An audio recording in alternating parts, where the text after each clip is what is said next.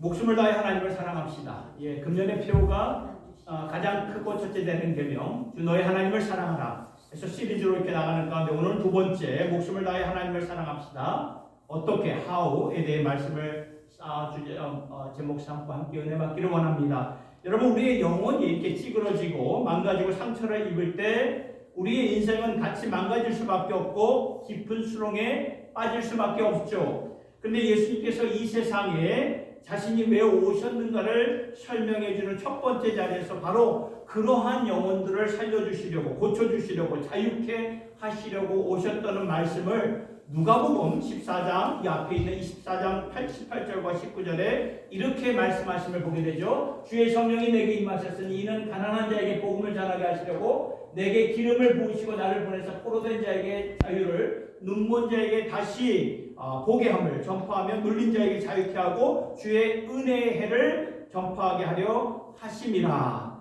예수님께서 첫 번째 공식적인 자리에서 이제 자신이 메시아다라는 것을 알릴 때가 되신 것을 아시고, 이 말씀이 어디 있는가 하면은 구약성경 이사야 61장에 있는 말씀인데, 이 말씀을 예수님이 그대로 인용하셔서 바로 이 일을 위해서 주의 성령이 내게 임하셨으니 이는 가난한 자에게 복음을, 갇힌 자들에게 자유를, 눈먼 자에게 다시 보게 함을, 포로된 자에게 자유함을, 눌린 자를 자유롭게 하며 은혜의 해가 임하게 하였다. 예수님이 이 세상에 오신 이유를 명확하게 설명해 주시고 있는 것입니다.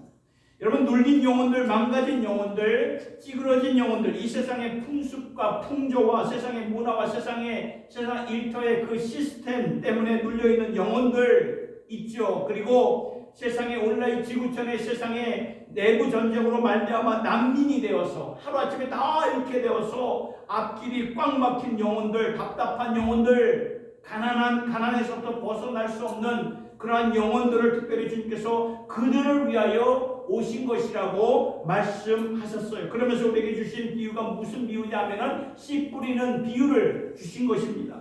씨 뿌리는 비유가 복음서에서 마태복음, 마가복음, 누가복음에서 이렇게 보게 되는데, 이 비유를 다시 한번 보니까 이 말씀이 새롭게 다가오게 되죠. 여러분, 씨 뿌리는 비유는 예수님께서 내가 바로 저 일을 하기 위해서 온 것이라고 말씀하셨는데, 씨 뿌리는 비유를 보면은 씨 뿌리는 자는 누구를 가리키냐면 하나님을 가리키는 것이고, 그리고 물론 사람들을 통해 뿌리시지만 궁극적으로 하나님이 뿌리시는 것이고, 뿌리시는 씨앗은 무엇이냐면 하나님의 말씀이 되는 거예요.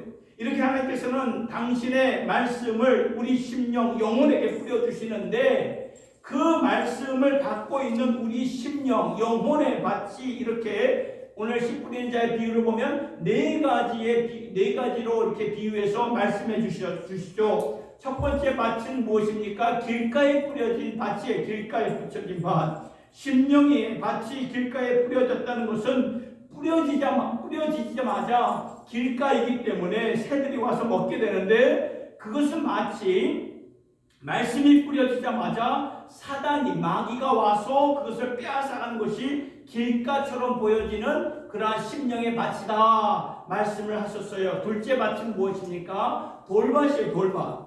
돌밭은 돌이 있기 때문에 뿌리가 깊이 내려질 수가 없어요. 그래서 씨가 뿌려지기는 했지만 그 씨가 깊이 내려질 수가 없기 때문에, 뿌리가 없기 때문에 자라오르다가 금방 햇빛에 타가지고 메말라 버리는 그러한 심령의 밭을 주님께서 말씀을 하셨죠. 이것은 마치 하나님의 말씀을 받았을 때 처음에는 감동과 기쁨으로 받았지만 그 믿음으로 인하여 내가 감당해야 되는 그 어려움, 믿음이 여러분 항상 기쁜 것만은 아니죠. 같이 가는 것만큼 믿음으로 말미암아 내게 닥쳐오는 그런 환난과 핍박이 있을 수도 있고 어려움도 있을 수도 있는데, 그러한 환난과 역경 때문에 금방 쓰러지고 마는 모습이라고 주님께서 돌밭에 대해서 말씀해 주셨죠. 그리고 세 번째 밭은 무슨 밭입니까? 가시밭이에요. 가시밭은 무엇입니까? 씨가 떨어져서 자라기 시작합니다. 뿌리도 내렸는데 이게 자라다 보니까 가시와 함께 엉켜서 기운이 막혀서 더 이상 이렇게 결실하지 못하는 모습을 가리키는데, 이것은 마치 우리가 말씀을 받아서 그 말씀으로 성장하는 믿음이 되지만 이게 살다 보면은 세상의 재물과 유혹과 염려로 기운이 막혀서 결실하지 못하는 것이 가시밭에 뿌려진 씨앗이다라고 말씀을 하셨던 거예요. 그리고 네 번째 밭은 좋은 밭이죠. 좋은 밭은 모든 장애물이 걸림돌이 없어져서 하나님의 말씀이 좋은 땅에 뿌려졌을 때 우리의 영혼 심령의 밭이 좋은 밭이 되어 말씀을 받았을 때는 그 씨가 내 심령 밭에 임하니까 30배, 60배, 100배의 열매가 맺혀지는 것이라고 말씀하셨습니다. 그러니까 하나님이 원래부터 우리를 향해 갖고 계신 계획이 뭐냐면은 우리의 영혼이 보니까 눌려있고 억압되어 있고 망가져 있고 고침이 필요한 영혼들을 예수님으로 말미암아 당신의 그 생명의 말씀으로 살리고 하나님께서는 우리를 말씀으로 만나 주신다는 그 말씀이에요. 당신의 생명을 가지고 말씀으로 말미암아 열매를 맺도록 하신 것인데, 그렇기 때문에 이 공중권세 잡은 이 악한 사탄 마귀가 하는 일이 무엇인가, 어떻게 했든지 간에 우리가 말씀을 사모하려고 할 때 그 말씀이 우리 안에 사모하지 못하도록, 우리 심령에 부어지지 못하도록, 어떻게 했든지 말씀이 우리 영혼에 자리매김하지 못하도록 마귀는 하나님이 그 씨를, 말씀의 씨를 뿌려지자마자 가지고 가든가, 아니면 어려움을 통해 시들게 하든가, 아니면 세상의 유혹과 재물과 염려로 결실하지 못하게 하든가, 아무튼 마귀의 목적은 자라지 못하게 한다는 거예요. 여러분, 성경에서 우리가 계속 보죠. 가장 크고 첫째 되는 계명이 주 너의 하나님을 사랑하라예요. 그 말씀인데, 하나님을 온 마음 다해 사랑하는 것이 왜 그렇게 중요하고 어떻게 가능한 것인가? 우리가 둘째 주일, 셋째 주일을 통해서 말씀을 들었고, 그리고 지난 주일에는 목숨을 다해 하나님을 사랑하는 것이 왜 중요한 것인가? 목숨을 원어로 이렇게 보니까, 헬라어 원어로 보니까 영혼이라고 나와 있죠. 그렇죠? 내 영혼을 다들여 하나님을 사랑하는 것이 왜 그렇게 중요한 것인가? 하나님께서 당신의 생명을 우리의 영혼의 밭에 뿌렸기 때문에 이 영혼, 이 목숨으로 내 생명을 주신 주님께 이 목숨을 다하여 주님을 사랑할 때만 우리가 자랄 수 있고 결실할 수 있고 하나님의 뜻대로 우리가 성장하며 열매를 맺으며 살 수 있기 때문이라는 거예요. 그러면 오늘은 어떻게 내 영혼, 내 목숨, 내 이 영혼을, 목숨을 다하여 하나님을 사랑할 수 있는가? 어떻게 그분의 생명력을 받아서 그분과 함께 사랑의 관계를 나눌 수 있는가? 씨뿌리, 아까 좀 전에 보았던 이 씨뿌리는 비유를 통해서 오직 말씀밖에 없구나라는 것을 분명히 우리에게 알려주시고 있는 거예요. 우리가 지난주에 보았던 포도나무 비유에서 요한복음 15장 5절의 말씀을 보니까 예수님은 나는 포도나무요, 너희는, 우리는 가지라고 말씀하시죠.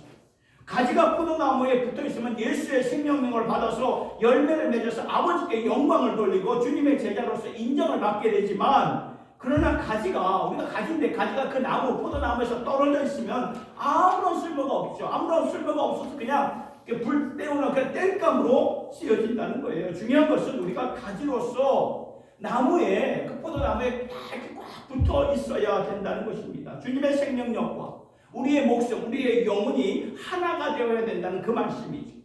그래서 요한복음 15장 7절의 말씀을 보니까 예수님이 이렇게 말씀하셨어요. 너희가 내 안에 거하고 내 말이 너희 안에 거하면은 무엇이든지 원하는 대로 구하라. 그래야면 이루겠다. 그러니까 예수님이 내 안에 거하는 것은 다른 것이 아니에요. 내 안에 거하라 분명히 말씀하셨죠. 내 안에 거하라는 것은 내 말씀 안에, 예수님의 말씀이 내 안에 거하면 그 말씀대로 말미암아 우리는 우리의 영혼과 주님의 영이 만나서 다시 사는 것이고, 그리하면 무엇인지 원하는 대로 구하라, 열매 맺는 삶이 바로 여기에서 비롯된다는 것을 보게 된다는 거죠. 요한복음 15장 10절의 말씀을 볼까요? 거기서 좀 더 열매 맺는 삶에 대해 구체적으로 말씀하시는데 같이 한번 읽어보겠습니다. 시작. 내가 아버지의 계명을 지켜 그의 사랑 안에 거하는 것 같이 너희도 내 계명을 지켜 내 사랑 안에 거하라. 이 말씀은 예수님이 말씀하신 것인데, 자신이, 그렇죠? 아버지의 계명을 지켜 그분의 사랑 안에, 내가 아버지 사랑 안에 거하듯이 너희도 내 계명, 내 말씀을 지키면, 내 말을 지키면 내 사랑 안에 거하는 것이다. 그 말. 그러니까 우리가 목숨을 다하여 영혼을 다하여 주님의 사랑 안에 거하는 것은 말씀을 지키면서 살 때 가능해지는 거죠. 말씀에 키가 있다는 거예요. 열쇠가 있다는 거예요. 그러면 우리가 어떻게 목숨, 영혼, 생명을 다하여 하나님을 사랑할 수 있는 것입니까? 그러한 의미에서 오늘 이 말씀을 붙잡고 말씀에 순종하면서 살면서 우리가 주님을 사랑할 수 있다는 것인데, 그러한 의미에서 본문을 택한 거예요. 오늘 본문을 다시 한번 볼까요? 다윗이 쓴 시편 19편의 말씀은 시편 19편의 이 앞부분 우리가 읽지는 않았지만 이 앞부분을 보면 하나님께서 말씀으로 천지 만물을 창조하신 것을 보여주시면서 7절, 우리가 함께 읽은 7절부터는 우리의 영혼의 새 생명을 당신의 말씀으로 또한 창조하신 것이라고 연결을 시켜주시고 있습니다. 그래서 7절부터 보면 이렇게 나와 있죠. 여호와의 율법은 완전하여, 말씀이죠. 여호와의 말씀은 완전하여 내 영혼을 소송시킨다. 영혼을 살린다. 그 말입니다. 죽어있는 영혼을 살리고 잠자는 영혼을 일깨워주고 망가진 영혼을 다시 일으켜주고 갇혀있는 영혼을 자유케 하신다는 말씀이죠. 여기 시편 말씀을 우리가 이해하기 위해서는 오늘 우리가 읽은 7절과 9절의 말씀을 볼 때 6가지 표현을 각각 두 구절마다 이렇게 단어로 이렇게 하나님의 말씀을 가리키고 있는데, 먼저 7절의 말씀을 보니까 여호와의 율법, 여호와의 증거, 그렇죠? 8절을 보니까 여호와의 교훈, 여호와의 계명, 9절의 말씀을 보니까 여호와를 경외하는 너, 여호와의 규례, 이렇게 나와 있어요. 그렇죠? 이러한 것들이 다 하나님의 말씀을 가리키는 거예요. 말씀을. 그러니까 시편 기자인 다윗이 우리를 인격적으로 만나주시고 당신의 언약을 갖고 우리를 찾아오신 하나님은 어떠한 하나님이신가, 당신의 말씀을 갖고 오신 분이시라는 것을 말씀해 주는 거죠. 당신의 율법으로, 증거로, 교훈으로, 계명으로, 경외하는 그 법으로, 규례로 우리를 찾아오시는 하나님, 말씀으로 찾아오시는 하나님이라는 거예요. 그래서 그 하나님이 말씀으로 우리 심령에 이렇게 찾아오니까 그 말씀이 우리의 영혼을 이렇게 깨우쳐주는 거예요. 이전까지, 여러분 내 삶의 이전을 한번 더, 내 이전까지는 내 영혼이 어떠하고 있었습니까? 잠자고 있었어요. 망가져 있었어요. 내 영혼이 상처받고 있었어요. 갇혀 있었습니다. 내 영혼이 죄악 가운데 빠져 있었어요. 몸은 있는데, 이 몸뚱아리는 있는데, 그런데 영혼이 살아있어야 진짜 이게 사는 것인데 내 영혼이 지금 죽어 있다는 거예요. 오늘날 지구촌에, 미국에 사니까 잘 모르지만 우리가 이 제3국을 가다 보면은 난민들이 얼마나 많은지 모릅니다. 이 난민들의 영혼을 보면요, 죽어 있습니다. 너무나 절망 속이기 때문에. 그러나 여러분, 난민이 아닐지라도 죄악 때문에, 세상의 유혹 때문에, 세상의 어떠한 여러 가지 그 염려 때문에 우리 영혼이 죽어있는 것은 똑같다는 거예요. 난민들이 죽어있는 영혼이나 우리가 이런 세상 재물력 뭐 여러 가지 죽어있는 건 똑같다는 거죠.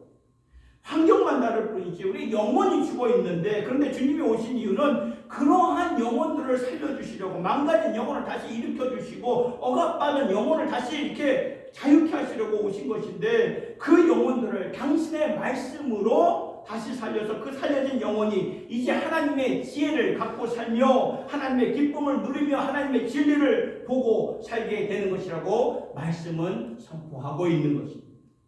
그러니까 내 영혼이 사는 길은 어떤 길밖에 없습니까? 말씀밖에 없어요. 말씀. 왜요? 말씀이 하나님 자체이시기 때문에 그래요. 그래서 성경은 하나님이 말씀으로 오셨다. 요한복음 1장 14절의 말씀을 보니까 말씀이 육신이 돼요. 그러니까 말씀이 육신을 입고 이 세상에 오셨어요. 우리 하나님. 그렇기 때문에 오늘도 우리가 이 말씀을 인격적으로 받아들이고 인격적으로 믿고 이 말씀을 내 삶에 적용하고 뿌리를 내리고, 이 말씀이 그냥 교과서에 있는 어떠한 종교적인 글이 아니라 말씀을 통해 오늘도 내게 말씀하신 하나님, 내게 말씀하신 하나님, 그 말씀을 통해 하나님의 생명을 누리고 그 생명으로 말미암아 깨닫는 우리의 영혼, 우리의 목숨이 하나님을 사랑하며 살게 되는 줄 믿으시기를 바랍니다. 이것을 다윗이 깨달은 거예요. 다윗이 깨닫고 이제는 이 말씀 앞에 내가 어떻게 살 것인가 결단을 하는데, 그것을 오늘 제가 여러분들과 함께 보고자 하는 거예요. 다윗이 오늘 우리가 읽은 시편 19편 7절 14절을 통해서 세 가지를 결단하는 것을 보게 됩니다. 첫 번째는 무엇을 결단했냐면 전적으로 말씀을 신뢰하겠습니다. 다윗이 이것을 깨달아 전적으로 말씀을 신뢰하겠습니다. 구절의 말씀을 볼까요? 오늘 여호와를 경외하는 도는 정결하여 영혼까지 이른다. 세상에 영원한 거 있습니까? 아무것도 없어요. 딱 두 가지만 영원합니다. 무엇입니까? 말씀과 교회뿐이에요. 그것만 영원한 거예요. 그러니까 여호와를 경외하는 도는 정결하여 영혼까지 이르고 여호와의 규례는 확실하여 다 의롭다. 절대적으로 하나님의 말씀을 신뢰하겠습니다. 그 말이에요. 여러분, 저와 여러분들의 영혼이 흔들리지 않고 오직 믿음으로 살려면 말씀을 전적으로 신뢰해야 된다. 지금은 이제 천국에 가셨죠. 그러나 이제 살아생전 수천 번의 집회를 인도하셨던 여러분 잘 아시는 빌리그레암 목사님. 여러분 빌리그레암 목사님의 집회를 보시면 오늘도 이게 동영상으로 유튜브를 통해서 이렇게 보시면은 그분의 설교가 무슨 웅변력이 이렇게 뛰어나거나 뭐 카리스마틱한 그런 모습이 안 보여요. 그런 거 없어요. 그냥 그분의 설교를 이렇게 들어보면 굉장히 수수합니다. 수수한데 근데 그분의 설교를 보면은 들을 때 이렇게 세계의 대통령들이나 수상들이 이렇게 앞으로 나와서 무릎을 꿇고 주님을 영접하고 그런 모습이 오는데 이것은 분명히 하나님의 역사거든요. 그러한 그분이 자신의 자서전에서 그러한 말을 했던 것을 보게 돼요. 많은 집회를 인도하면서 그때마다 하나님께서 수많은 영혼들을 터치해서 주님께로 인도했던 그런 특별한 열매가 있었지만 딱 한 번 자신이 생애 동안에 딱 한 번 없었다고 합니다. 그 딱 한 번 없었던 때는 자신이 30대 초반이었을 때. 왜 그런가 살펴보았더니 그때가 언제였는가 하면 자신이 아직도 30대 초반이니까 좀 더 신학으로 공부해야 되는 과정 가운데 그 당시에 소위 뜨는 신학자들의 책을 읽으면서 다는 그렇지 않았지만 어떤 책을 보니까 성경을 날카롭게 비판적으로 보는 그러한 글을 빌리그레암 목사님이 읽으면서 영향을 받았던 거예요. 영향. 그러니까 성경에 대한 비판적인 영향을 받으니까 성경 말씀이 진정한 하나님의 말씀인가? 마음이 흔들렸을 그때에 그 영혼을 구원하는 그런 열매가 없었다고 고백을 하는 거예요. 그래서 목사님이 그때부터 결단을 했다고 합니다. 하나님의 말씀에 내가 전적으로 신뢰하리라. 이제부터는 전적으로 신뢰하라. 그래서 빌리그레암 목사님의 트레이드 항상 집회 때마다 가서 하는 말씀이 뭔지 아십니까? 이거예요. The Bible say, the Bible say. 성경이 말씀이 말씀하기를 그분이 그런 영상을 들어보면 The Bible say 그렇게 말합니다. 왜냐하면 거기에 능력이 있기 때문에. 제가 신학교 때 필라델피아에서 신학교를 다닐 때에 저에게 영향을 많이 준 구약학 교수였던 로버트 베노이 교수님이 계셨는데 이분이 언젠가 이렇게 강의를 할 때 학생들 앞에서 자신의 간증을 하는 거예요. 박사학위를 굉장히 유명하신 분이 있는데 이제 박사학위를 네덜란드에서 이제 공부할 때 한 번은 자신 머리가 완전히 도는 줄 알았는데 이분도 이 빌리그레암 목사님처럼 성경을 비판적으로 쓴 글을 어떤 신학자의 글을 통해서 읽으면서 자신이 지금까지 갖고 있었던 성경론, 신학론이 막 흔들리면서 마냥 미칠 것만 같았던 그래서 어느 날은 그게 막 해결이 안 돼가지고 그냥 밖으로 그냥 뛰쳐나갔는데 비 오는 날 우산도 없이 그래가지고 하염없이 그냥 비를 쭉쭉 이제 맞으면서 한참 동안 걸으면서 마음의 떨림과 혼돈됨을 어떻게 해결할 줄 몰라가지고 방황하고 있을 그때에 어느 한순간에 마음의 성령의 감동이 있었다고 합니다. 그것은 지금까지 내가 성경을 접근하는 태도가 문제였구나. 내가 성경을 보고 내가 성경을 분석하려고 접근했는데 지금까지 이게 아니구나. 성경이 나를 보고 성경이 나를 분석해야 되는데 그러면서 베노이 교수님이 그때 결론을 얻었다고 합니다. 성경의 권위는 내게 있는 것이 아니라 하나님 말씀에 있는 것입니다. 말씀을 통해 나를 보시고 나를 분석하는 것이지 내가 박사학위를 받는다고 해서 내 생각과 견해로 말씀을 보고 분석해서는 안 되는 것이구나. 여기서부터 내가 잘못된 것이구나. 그러면서 모든 것이 혼돈되고 마음이 막 혼란스러운 것들이 다 정리가 되었다고 학생들 앞에서 이렇게 고백하는 것을 이렇게 듣게 되었던 기억이 납니다. 그렇습니다. 하나님의 말씀이 나를 분석하고 나를 보는 거예요. 그죠? 내가 말씀을 분석하는 것이 아니라는 거예요. 예수님도 하나님의 말씀에 대해서 이러한 마음으로 이렇게 사역을 하셨어요. 마가복음 5장 17절에 마태복음 5장 17절 18절의 말씀을 보니까 이게 예수님의 신앙 고백입니다. 같이 한번 읽어보겠습니다. 시작. 내가 율법이나 선지자나 폐하러 온 줄로 생각지 말라. 폐허로운 것이 아니요 완전케 하려 함이로다. 진실로 너희에게 이르노니 천지가 없어지기 전에는 율법의 1.1핵이라도 반드시 없어지지 아니하고 다 이루리라. 아멘. 여러분, 우리가 예수를 믿는다는 것이 바로 이 뜻이에요. 우리가 믿는 예수님이 저렇게 하나님의 말씀을 그냥 전적으로 신뢰했다는 것입니다. 그러니까 내가 예수를 믿는다고 하면서도 예수님이 절대적으로 신뢰했던 말씀을 내가 믿지 않고 그냥 그 고개를 갸우뚱하고 그렇다면 그게 그처럼 모순이 또 어디 있을까?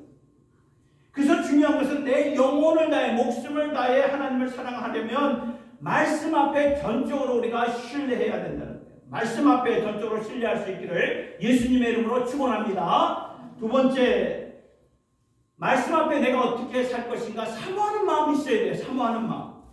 본문 10절의 말씀을 보니까 다윗이 이렇게 고백을 하죠. 금 곧 많은 정금보다 더 사모할 것이요 꿀송이 꿀과 송이꿀보다 더 달도다. 다윗이 하나님의 말씀을 이렇게 사모했다는 것입니다. 순금, 송이꿀보다. 요즘은 꿀이 참 많죠. 여러 가지 종류의 꿀이 많지만 아직도 정금은 귀해요. 그래서 사람들이 이렇게 보니까 이렇게 돈을 모으면 이렇게 금괴를 사가지고 이렇게 차곡차곡 모아놓은 것을 이렇게 보게 되는데, 그러나 이런 금보다 말씀을 더 사모한다. 사모하는 마음. 그러니까 여러분, 우리가 사랑하는 마음이, 사랑하는 그런 사람이 있다면은 그 사랑하는 사람을 위해서 항상 자리를 이렇게 마련해 둔다는 거죠. 우리가 주님을 사랑한다는 것이 바로 그러한 의미예요. 입술로 고백하는 것이 사랑입니까? 느낌이 사랑입니까? 뭐 사랑은 눈물의 씨앗이라 뭐 이렇게 가사에도 그런 나오지만 사랑이 도대체 무엇입니까? 사랑은 가치 있는 거죠. 사랑하는 그분에게 자리를 남겨주는 것입니다. 그런데 주님이 곧 말씀, 그렇죠? 말씀이 육신을 입고 오셨다. 주님이 곧 말씀이라고 그러셨듯이 그러면 항상 말씀에 자리를 남겨두어야 된다는 거예요. 내 심령, 내 영혼의 말씀의 자리, 이 자리만큼은 그 무엇으로도 채우지 아니하리라. 이 세상에 어떠한 것도 이 자리만큼 내가 양보하지 않겠다. 이러한 우리의 결단이 있어야 된다. 심지어 가족이라도 예수님이 그러셨잖아요. 너희 부모, 처자식이라도 그 자리만큼은 주님이 계셔야 하는 자리. 그 자리가 있어야지 주님을 사랑한다고 말할 수가 있는 것입니다. 말씀을 그렇게 사모하라는 거죠. 우리가 말씀의 자리를 늘 가슴과 심령과 삶에 두면서 이 자리만큼, 이 영혼의 자리만큼은 하나님의 말씀으로만 내가 채우며 나아가도록 하겠습니다. 그래서 우리가 말씀을 봐야 되고 말씀을 묵상해야 되고 말씀을 암송 외워야 되는 거예요. 그러한 말씀을 위해 항상 마련된 그러한 심령의 자리가 될 수 있는 저와 여러분이 될 수 있기를 예수님의 이름으로 축원합니다. 세 번째, 말씀 앞에 내가 어떻게 결단하는 것인가. 삶의 지침이라는 거죠. 삶의 지침. 11절의 말씀을 보니까 다윗이 고백합니다. 또 중이 이로 경계라는 말은 경고라는 말이죠. 경고를 받고 이를 지킴으로 상이 크니이다. 그러니까 내가 격길로 나갈 때, 사망의 길로 나갈 때 누군가는 나를 경고해줘. 안 돼, 거기 가면 안 돼. 가면 안 돼. 이게 경고해줘야 된다는 거죠. 하나님의 말씀이 나를 경고해 주시는구나. 왜냐하면 다윗은 알았어요. 하나님께서 나단 선지자를 통해서 말씀하실 때 내가 그 말씀을 듣는 것이 내가 사는 길이구나. 내가 사는 길이구나. 내가 유혹에 빠져 있었고 죄를 무시하면서 간음죄를 졌고 살인죄를 범하면서 이것을 흔적 없이 사람의 눈에는 다 감출 수 있었죠. 왕이니까. 그렇잖아요. 흔적 없이 살고 있을 때 하나님이 나단 선지자를 통해서 말씀을 통해 경고하니까 그때 다윗이 엎드러지면서 다윗의 영혼이 다시 살아나는 것을 보지 않습니다. 그래서 다윗이 하나님의 말씀으로 경고하는 지침을 알았던 거예요. 그리고 11절의 말씀을 계속 보면은 이렇게 나와 있어요. 주의 종이 이로 경고를 받고 이를 지켰다는 거죠. 지키니까 상이 크니. 인생은 경주입니다. 경주는 상을 받으려고 하는 것인데 상 받기 위해 말씀을 지킴으로 나는 말씀대로 인생을 경주하면서 하나님의 큰 상급인데 그것을 지상에서 우리가 훗날 이제 주님 앞에 섰을 그 천국에서 받겠습니다. 12절의 말씀을 볼까요? 자기 허물을 능히 깨달을 자 누구리요? 나를 숨은 허물에서 벗어나게 하소서. 여러분 이 말씀 잘 보세요. 우리의 그림자가 안 보입니다. 우리의 그림자가 안 보여요. 내 그림자가 보이던가요, 여러분? 내 성품의 그림자, 내 기질의 그림자, 내 행동의 그림자, 내 습관의 그림자가 보이던가요? 내 눈으로는 안 보여요. 그런 것들이. 남의 그림자는 보여도 내 그림자는 안 보인다는 거죠. 이것이 바로 이 말씀이라는 거예요. 이 말씀.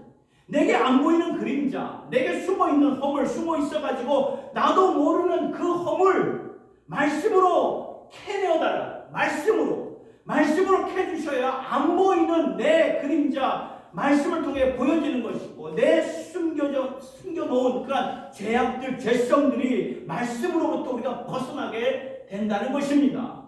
그래야 우리가 죄악을 물리치고 하나님이 원하시는 뜻대로 살게 되는 거죠.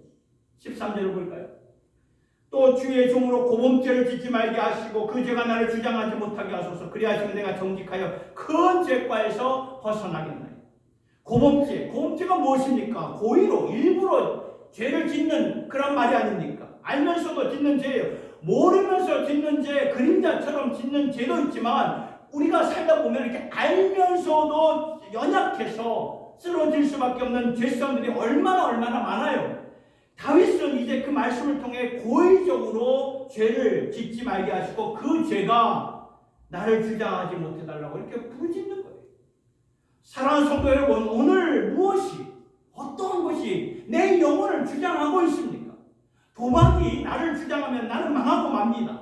음란이 내 영혼을 주장하면 우리가 음란의 종이 되고, 세상의 명예와 돈이 나를 주장한다면 돈과 명예를 위해서라면 내 모든 것 다 희생하고 말죠. 그런데 우리가 주님 앞에 무릎을 꿇고 결단할 때 말씀으로 나를 주장하게 해달라고, 말씀을 내 심령에 두고 살게 해달라고 우리가 부르짖을 때에 어느 순간부터 말씀이 나를 주장하게 된다는 것입니다.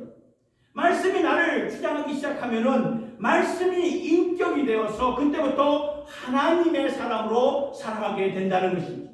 아시겠지요? 그리하여 다윗이 이렇게 고백하며 시편 19편의 말씀을 마쳤는데 14절의 말씀 같이 한번 읽어보겠습니다. 시작. 나의 반석이시여 나의 구속자이신 여호와여, 내 입의 말과 마음의 묵상이 주의 앞에 연락되기를 원하나이다. 그런데 우리가 이 입으로 얼마나 많이 하나님과 사람들 앞에서 죄를 짓습니까? 이 주둥이 때문에.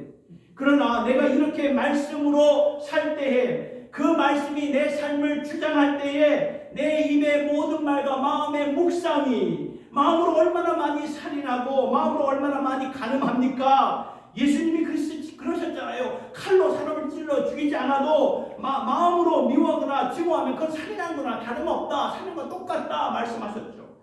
직접 사람과 동침하여 간음하지 않더라도 마음으로 간음하면 간음과 똑같다. 그러니 우리가 이 마음으로 돌아보면 얼마나 많은 죄를 짓고 살고 있습니까? 그러나 말씀 그대로 내 입의 모든 말과 마음의 묵상이 주님께 연락되는 때가 언제입니까? 말씀이 나를 주장할 때, 말씀이 나를 압도할 때에, 하나님의 말씀으로 살 때 내 입의 모든 말과 마음의 묵상이 주님께 연락되는 기쁨이 되는 줄 여러분 믿으시기를 바랍니다.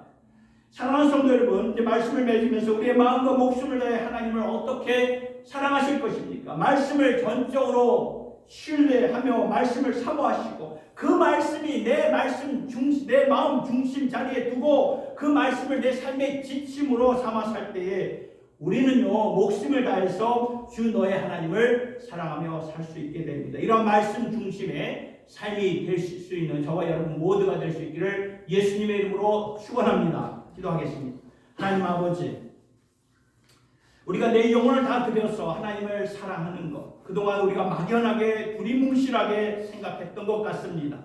아버지, 금년에 주님이 주신 이 말씀을 표로 삼으면서 말씀을 좀 구체적으로 보고 있는 가운데 오늘 우리가 깨달은 거, 하나님의 말씀을 통해 말씀을 신뢰하며 사모하며 내 삶의 지침으로 삼으면서 우리가 하나님을 목숨을 다해 사랑할 수 있다는 것을 깨달았사오니 아버지, 우리가 그렇게 사랑하는 주님의 자녀들 되게 하여 주시옵소서. 그리하여 다윗의 고백처럼 주님 앞에 늘 내 입의 모든 말과 마음의 묵상이 나를 주장하는 하나님의 말씀으로 말미암아 드려지고 올려지게 하여 주셔서 이것이 하나님의 기쁨이 되며 내 목숨을 다하여 진정 하나님을 사랑하는 저희들 모두가 되게 하여 주시옵소서. 주님 사랑합니다. 모든 영광 주님께 올려드리며 예수님의 이름으로 기도드리옵나이다. 아멘.